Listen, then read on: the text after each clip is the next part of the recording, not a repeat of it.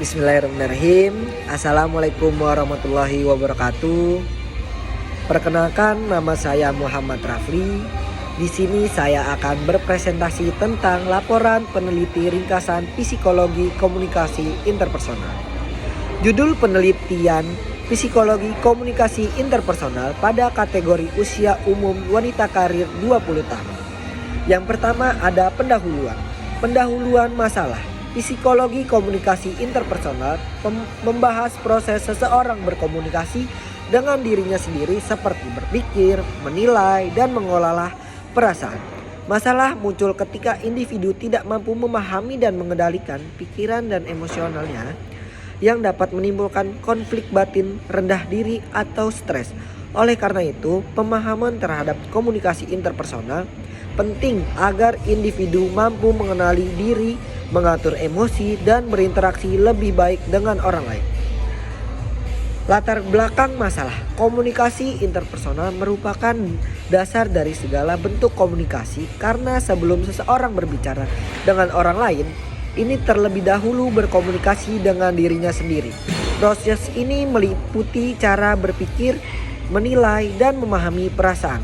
Namun, banyak individu yang belum menyadari pentingnya komunikasi dengan diri sendiri, sehingga sering mengalami kebingungan, stres, atau konflik batin. Ketidakmampuan mengelola komunikasi interpersonal dapat mempengaruhi pengambilan keputusan dan hubungan sosial. Oleh sebab itu, memahami psikologi komunikasi interpersonal sangat penting untuk membantu individu mengenali diri, mengontrol emosi, serta berperilaku lebih positif dan dalam kehidupan sehari-hari. Tujuan penelitian ringkasan ini adalah yang pertama, untuk mengetahui pengertian dan proses komunikasi interpersonal dalam konteks psikologi komunikasi. Yang kedua, untuk memahami pengaruh komunikasi interpersonal terhadap perilaku, emosi, dan pengambilan keputusan individu. Yang ketiga, ada untuk menganalisis pentingnya kemampuan mengelola komunikasi interpersonal dalam meningkatkan keseimbangan psikologi dan hubungan sosial. Fokus penelitian. Penelitian ini berfokus pada proses komunikasi yang terjadi dalam diri individu atau interpersonal, khususnya bagaimana pikiran, perasaan, persepsi diri mempengaruhi cara seseorang berperilaku dan berinteraksi dengan lingkungannya. Selain itu, peneliti ini juga menyoroti peran komunikasi interpersonal dalam membentuk kepercayaan diri, pengendalian emosi, serta pengambilan keputusan individu. Dari semuanya itu ada laporan penelitian ringkasan psikologi komunikasi itu dibagi menjadi 5. Yang pertama ada sensasi, yang kedua ada persepsi, yang ketiga ada proses berpikir, yang keempat ada memori, yang kelima konsep diri. Kita bahas yang pertama. Yang pertama itu sensasi. Berikut analisis wawancara sensasi berdasarkan jawaban yang saya tanyakan kepada yang inisial T, usianya 20 tahun, perempuan dan karyawan swasta. Analisis hasil wawancara sensasi. Yang pertama, pendengaran. Respon penunjukan reaksi spontan terhadap suara keras secara tiba-tiba, yaitu merasa kaget. Hal ini menunjukkan bahwa sistem pendengaran bekerja dengan baik dan mampu merespon perubahan mendadak pada lingkungan auditor. Yang kedua, ada peraba. Ketika menyentuh benda yang sangat dingin, responnya merasakan mati rasa. Reaksi ini sesuai dengan respon fisiologi normal terhadap suhu ekstrim. Yang ketiga, penciuman. Respon mengaku pernah merasa tidak nyaman terhadap bau tertentu seperti bau cat dan asap rokok. Ini menunjukkan bahwa indera penciuman sensitif terhadap stimulus peraroman tajam dan berpotensi mengganggu kenyamanan.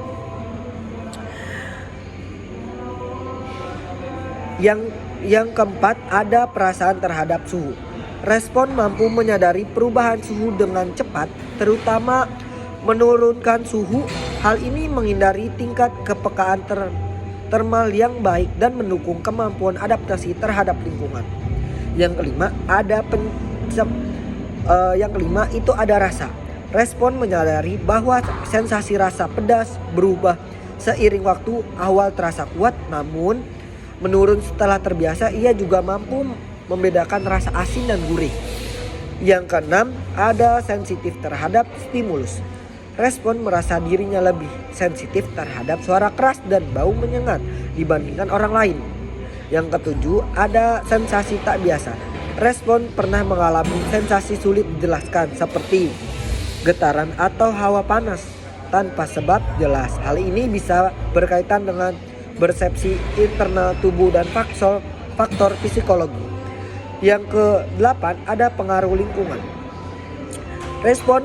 Respon menyatakan bahwa lingkungan bising atau ramai membuat cepat lebih dan sulit fokus. Yang ke-10 itu adaptasi. Respon merasakan tubuh cepat beradaptasi terhadap stimulus tertentu. Terus wawancara yang kedua ada analisis hasil wawancara persepsi manusia. Itu ada pengalaman awal. Pengalaman awal, respon menggambarkan pengalaman pertama dengan perasaan bingung dan canggung.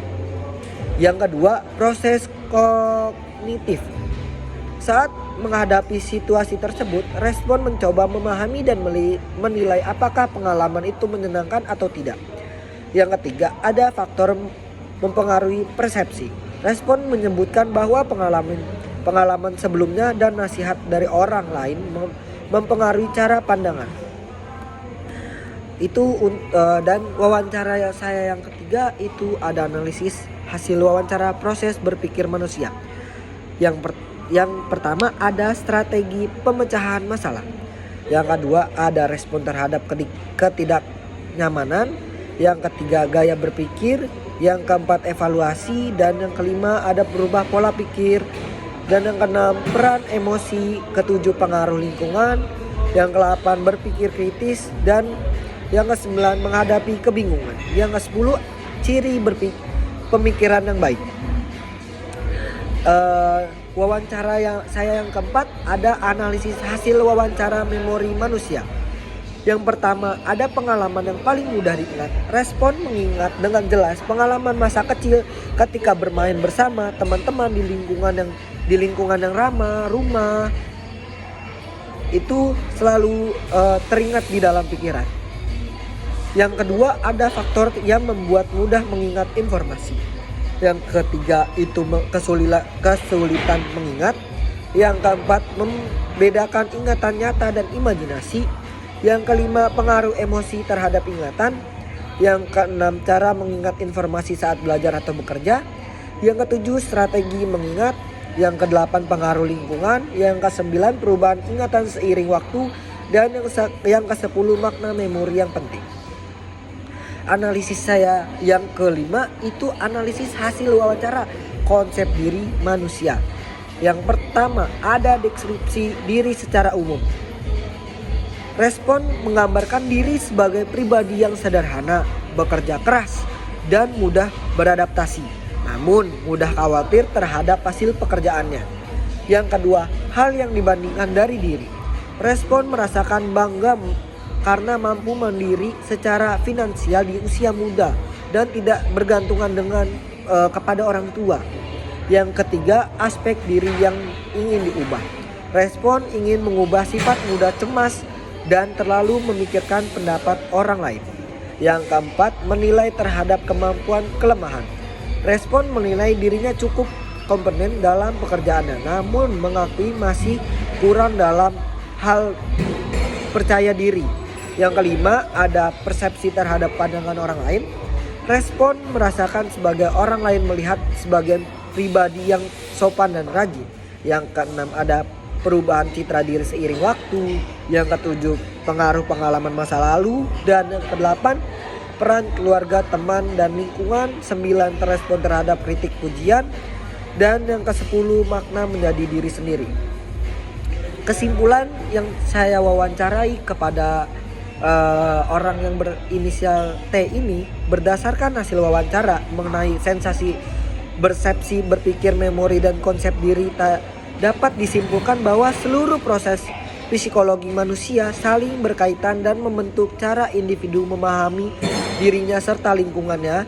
Sensasi menjadi tahap awal penerima stimulus dari luar dan kemudian diolah melalui persepsi untuk menafsirkan makna dan pengalaman tersebut. Melalui proses berpikir, individu menilai, menganalisis, dan mengambil keputusan berdasarkan informasi yang diterima. Memori berperan dalam menyimpan pengalaman yang bermakna dan menjadi dasar pembelajaran di masa depan. Sementara itu, konsep diri terbentuk dari hasil pengalaman, persepsi, dan refleksi individu terhadap dirinya sendiri yang kemudian mempengaruhi cara berpikir, merasakan, dan berperilaku. Dengan demikian, kelima aspek